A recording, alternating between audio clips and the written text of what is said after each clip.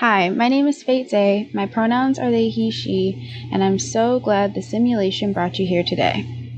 I want to start off by saying thank you to all of my subscribers and you, if you click this video.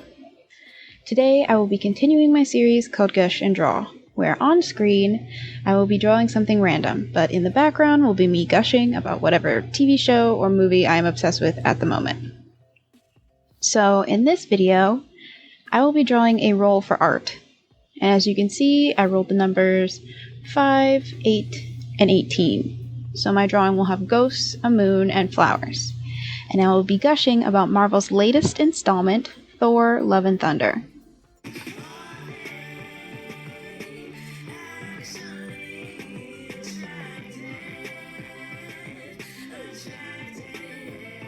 I have been a long-time Marvel fan, and I have even started listening to explanations of the comic runs, so I've been getting deep into the lore.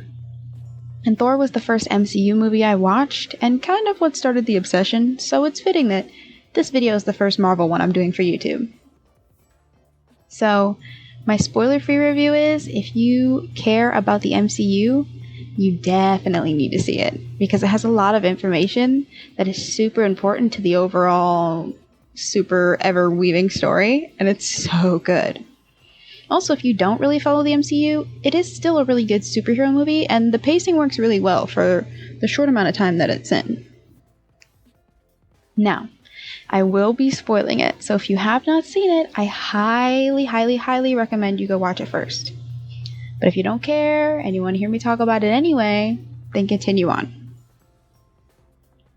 So, Thor is one of the original Avengers in the MCU, and when this movie begins, we see Thor after going through a very traumatic time. He has lost everyone in his family, and feels responsible for not killing Thanos before he could do the snap and blip half of all the universe. So when we last saw him, he decided to go off with the Guardians of the Galaxy to find himself. And I am not an expert on the MCU, so I don't know how much time has passed from then until the beginning of this movie, but it seems to have been at least a little bit of time and not like directly after. Anyway, the movie begins with Gorr walking with his daughter in the desert, somewhere, and they both clearly look like they need help. Eventually they stop, and Gorr starts to pray to his god, and then after a while he holds his daughter as she dies in his arms. After burying her, he hears a voice call out to him and he follows it. There he finds an oasis, and the god that he usually prays to is laughing and basically insulting him, and then insults him for thinking that he should be rewarded for being devout. Gorr gets pretty mad and is like, fuck you. And the god gets really mad and is about to kill Gorr until the necro sword that was just on the ground appears in his hand, and then he kills the god. And then he decrees, all gods will die. So then we find Thor, Korg, and the Guardians on a planet in the middle of some type of war. And Thor shows up at the battle and wins it for the natives of that area.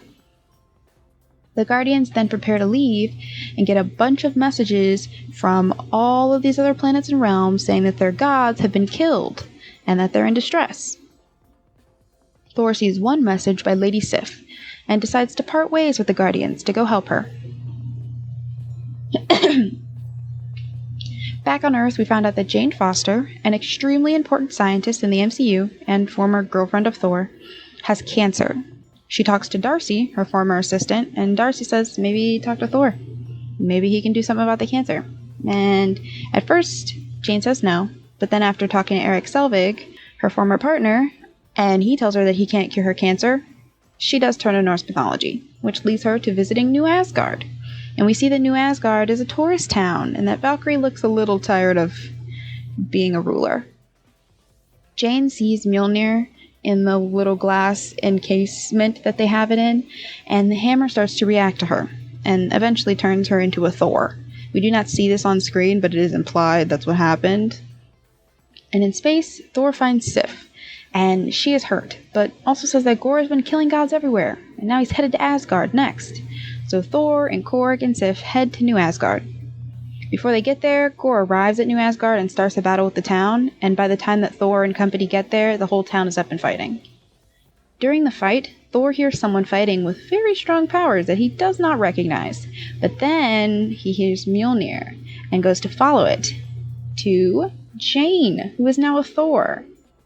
They have like a sort of awkward, like, seeing your ex that you haven't seen in a long time conversation. And so Jane is like, maybe we should talk later because we're fighting. And then Thor sees Gore. They fight for a bit, but then as Thor is losing, Jane and Valkyrie start helping. So Gore decides to take the children and run. In the theater, I was so confused at this point because I thought he was trying to make up for his lost daughter with all those children, and his plan made no sense to me. Luckily, I'm an idiot, and that was not his plan at all. One of the children is Heimdall's child, and Thor uses his power to try and figure out where the kids are. And then he figures out where they are, which is the Shadow Realm, and tells them that he's coming to get them. And then the gang head to Omnipotent City to try to get other gods there to help them, and bring a god army to the Shadow Realm to defeat Gore. The gods there are assholes, and like sidebar, I feel like Gore should have found this place to kill the gods, because at least the ones that were on their planets were watching over their people. These guys seemed like they weren't doing shit. Anyway, Thor and friends show up in disguises and watch Zeus, who is the god of gods in the MCU, and also still a giant dick. He figures out that the gang snuck in, and then when they tell him that Gore says he wants to kill all gods, he says, well, just stay here. He won't get to you. Thor then says, well, at least let us borrow your lightning bolt to help defeat him, and then Zeus gets really mad. And he sends his soldiers to fight the gang. Korg dies. But not really. But like for a split second, you're about to be mad, because you're like, they can't keep hurting Thor like this. But he's alive, and apparently the only part of a Cronin that matters is its mouth.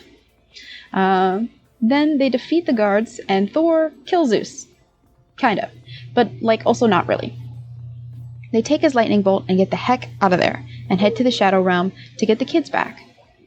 On the way there, Thor and Jane talk and get all cutesy, and as Thor tells Jane he wants to get back together, she tells him that she's dying. They have a couple more cute lines, and then they decide to live like there's no tomorrow. Anyway, they arrive at a planet where Gore was keeping the kids, and they find the cage, but it's empty. And so they check his little tent thing, and while they're looking around, Jane sees that he needs Stormbreaker to access the Bifrost so he can get to Eternity, who's like a super powerful being in the comics. And so he can wish that all the gods were dead, or gone. I'm not exactly sure which one. So Jane throws Stormbreaker into space, and then Gore shows up, out of the shadows, and traps them all in shadow tendrils. He tells Thor to call the axe, or he'll kill Jane and Valkyrie, and he makes them watch as he's like basically suffocating the life out of them. So then, he does call back the axe, but when he does, it blasts all the shadow tendrils away, and then they start to fight Gore. But they can't kill him, though, because only he knows where the children are. It is a sweet-ass fight, but Valkyrie gets so badly hurt that they gotta get the fuck out of there. But as Thor uses Stormbreaker to call the Bifrost and get out of there, Gore enters the Bifrost blast and takes Stormbreaker out of Thor's hands. When they arrive back in New Asgard, Valkyrie gets stitched up, and we find out that being a Thor is making the cancer kill Jane faster. Thor begs her to stay put, while he goes back to go get the kids because he doesn't want her to die, and she agrees. So then he heads off to the temple where Gore has the kids and is trying to find Eternity. Thor gets there, and then gives all the kids temporarily his powers so they can fight the shadow monsters while he tries to defeat Gore. It's a great fight sequence. It is so adorable. Literally, you have to watch it. So, Thor's kind of losing a bit, and somehow Jane can see what's happening in her dreams. So she powers up and heads over there. She arrives and helps to fight Gore while Thor moves Stormbreaker to try and stop the Bifrost from getting to Eternity, but he moves it too late. He gives it to the kids so they can get home, and then Jane and Thor break the Necrosword. When Jane does it, though, it also breaks Mjolnir, and she becomes weak and dying again. Thor goes to Jane while Gore goes to make his wish to Eternity, and the whole room turns into the realm where Eternity is. I don't know. I don't understand magic. And before Gore makes his wish, Thor says that he needs love. And also, he could probably bring his daughter back instead of killing all the gods. And he's like, but I'm dying. And Jane's like, don't worry, Thor will take care of her. I know he will, because I'm dying. So Jane and Thor have a moment, and Jane dies. And then Gore's daughter Love appears, and Gore dies. And then we cut to sometime in the future, and Thor makes breakfast for Love, and they have a father-daughter banter, and then they leave their ship to go fight in a battle. Then the first end credit scene is Zeus telling Hercules that he's got to get revenge on Thor, And the second end credit scene is Jane showing up in Valhalla and seeing Heimdall. Now I will proceed to gush about my favorite parts, because although I literally just told you the entire plot, it is a Marvel film. So there are many little bits I loved. Again, in no particular order. Here we go. Number 1. I love the way Gorr moved in the shadows. It was so friggin' cool. Like, Thor would slam down his axe and then Gorr would be gone, like in the fucking shadows. And I'd be like, holy shit, that's so cool. Number 2. I love Korg's story about how a Cronin, which I had to Google because I was going to call him a Kraglin for some reason. But anyway, how Cronin is born is so great, and it's really gay, which if you know me, super important.